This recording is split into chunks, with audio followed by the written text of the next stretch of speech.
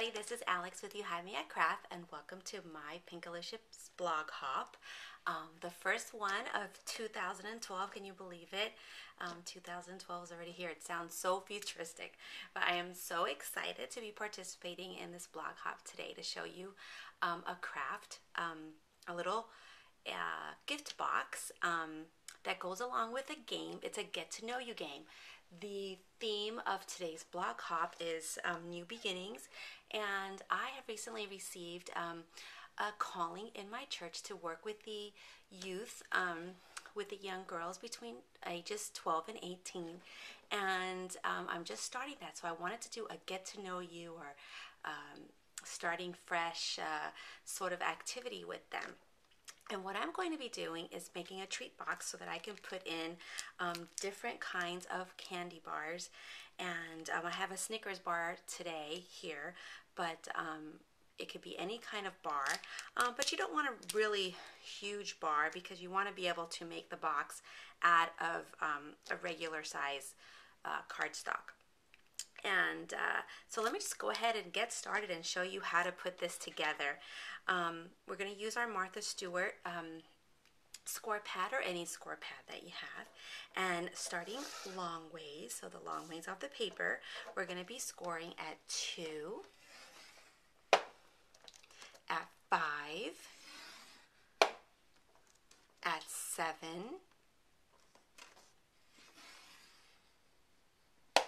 and at 10. Gotta love these score pads. Makes life so easy. Okay, and so just turning it around, it doesn't matter which way. We're going to be going longwise, and we're going to be scoring at 1 1/4. So here's 1 1/4, and 7 1/4. And I love these foldable boxes that you can make out of one piece of paper. I'm going to go ahead and fold up all my score lines.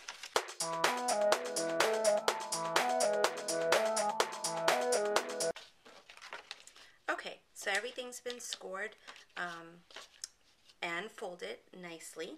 And what we're going to be doing is just taking a regular piece of scissor, or regular scissors, and we're going to be cutting some of this paper away to accommodate our box.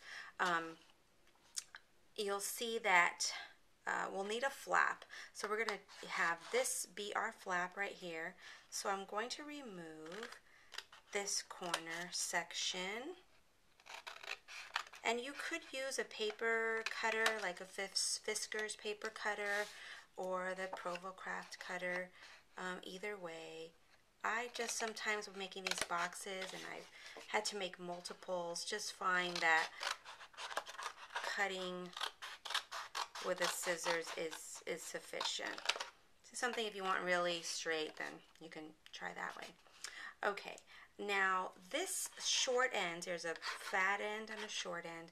I'm going to need this to be a little bit thinner, so I am actually going to use a larger scissor and cut away about 1/4 inch. And then so you have, this is going to represent your flap, and then this is going to be the bottom of your box. So we just need to cut away this section and slit these score lines so that we can put the box together. Okay? And then this small end is going to be one of our glue tabs. So it'll fold up like this.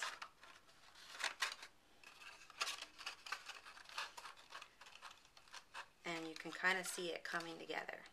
Alright, so let's get our ATG, or you can use score tape, whatever you prefer. I find that this tape is very strong. Some people like to use, if there's going to be something heavy in the box, maybe you should try to use something a little bit stronger. But I find that this is sufficient. So there's that. Then these pieces will fold in, and just like a box, fold close. So we need some ATG right here.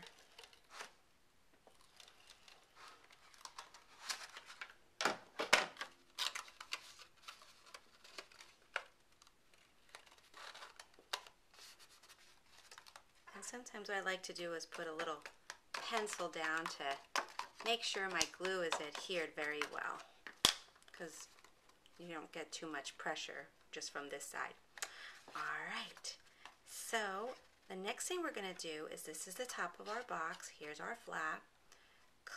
Kind of pinch it. See what I'm doing? I'm pinching it in with my index fingers, and I'm going to squeeze this closed to look a little bit like a milk carton.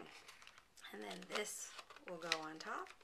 And can you see the shape of the box, what it will look like?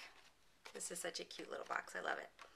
Alright, so next thing we need to do is poke some holes, punch some holes I should say, to make our little closures. So I'm using my hole punch, and I'm going to be punching 2 holes. Oops, you know what? I want bigger holes than that. So I'm flipping it over here, and punching 2 holes. There we go. Then I'm going to fold this over, and rather than eyeballing it, because our holes need to line up, I'm going to take a pencil and mark exactly where my corresponding holes need to be punched. So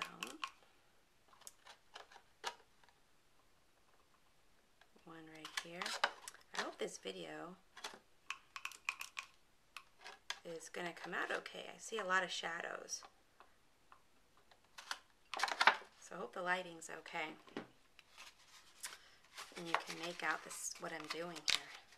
So there you go, nice and perfectly lined up holes. Now to decorate. So here we go. I've taken a Martha Stewart punch and just taken a length of white paper and just gone across. As I said, I made multiples of these, so I'm just going to use this little border, and it's gonna go like this right over top here. So I need some glue. Actually, I'll put the glue here.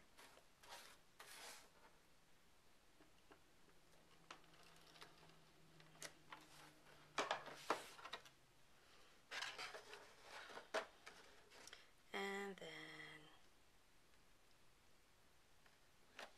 put that on there. And with a scissor, just cut the excess off and try to get it as straight as possible. Then we need ribbon. I'm going to use, it's about 24 inches worth of ribbon. It's probably more than I need. Okay, so starting from the inside back hole, we're going to thread one end and pull it about halfway through. Take the other end and, oops, can't find it. Thread that through. Okay. And then we'll take our candy bar. Let me explain the game at this point, the get to know you game. So this is great if you've just moved to a new neighborhood, or you have a new group of friends, and just any kind of, you want to get to know people. This is kind of fun. So you're going to get a variety of candy bars. Snickers, Paydays, 100 Grands, Almond Joys, and then you're going to associate a question with each one of the candy bars. So in this case, this is a Snickers bar, and if the person gets this, particular bar. The question would be something like, what is the funniest thing that's ever happened to you? Or what's been the most embarrassing thing that's ever happened to you? Or what is something funny about you? So this is just a really cute way of giving someone a treat, at the same time getting to know them and getting some conversation going. So I'm really excited to use this with the young girls. So at this point, we're going to put our little treat in the box.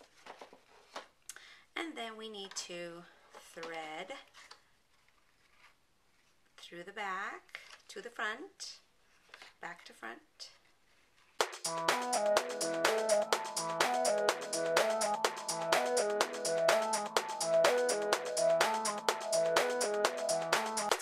decorate this a little bit more, and I did want to make it simple. You can really decorate the whole thing if you want to, or even make this out of decorative paper that has a pattern on it already. But I went into my stash